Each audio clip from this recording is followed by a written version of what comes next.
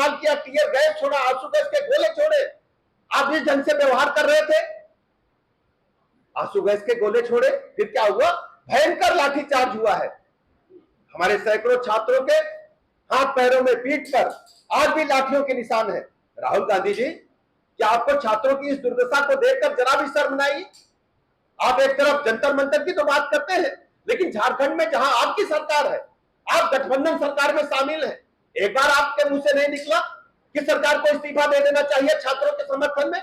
और झारखंड के अंदर छात्रों के हितों के साथ हेराफेरी नहीं, पूरी लूट हुई है। एक एक परिवार के दर्जनों लोगों को सरकारी सेवाओं में उच्च पदों पर लिया गया है और पूरा देश जानना चाहता है राहुल गांधी जी कि आप झारखंड में छात्रों के साथ किस ढंग से व्यवहार कर रहे हैं और आपका स्टैंडर्ड है क्या?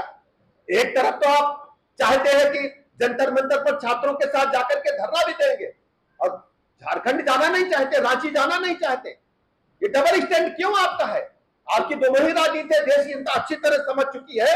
राहुल गांधी जी, गृह मंत्री जी हर सवाल का जवाब देने आ रहे हैं।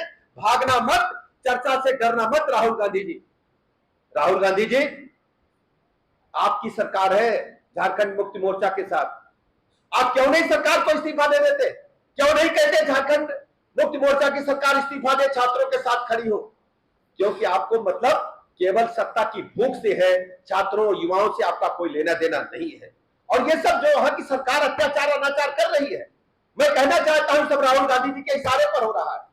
वो जिस ढंग से काम कर रहे हैं, युवाओं और छात्रों को पूरी तरह से नेस्तनाबूद करना चाहते हैं, जबकि दूसरी तरफ आदरणीय प्रधानमंत्री नरेंद्र मोदी जी ने छात्रों की मन की आवाज को पहचाना और सीधे उनके समर्थन में नीट के लिए कड़ा कानून बनाया और संबंधित सभी लोगों को, शिक्षा मंत्री जी को भी इस्तीफा देना पड़ा।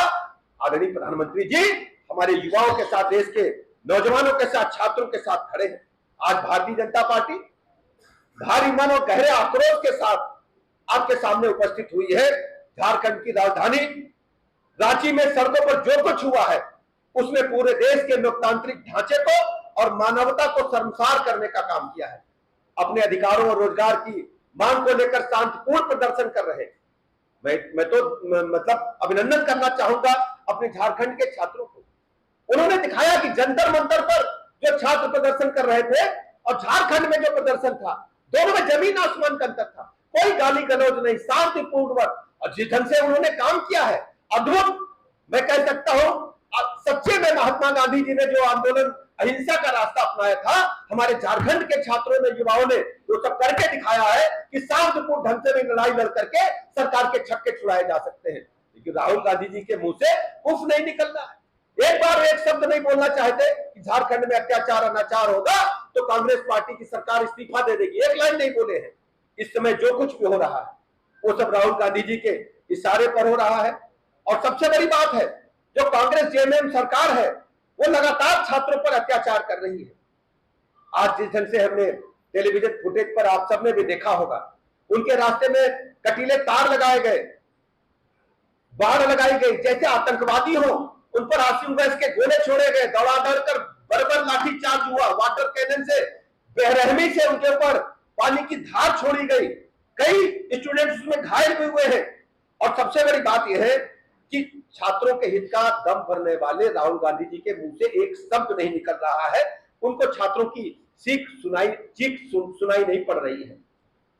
कांग्रेस का, खासकर राहुल गांधी जी का उद्देश्य केवल राजनीति करना है, राजनीति की रोटियां सेकना है और अपने लिए वोटों की फसल तैयार करना है।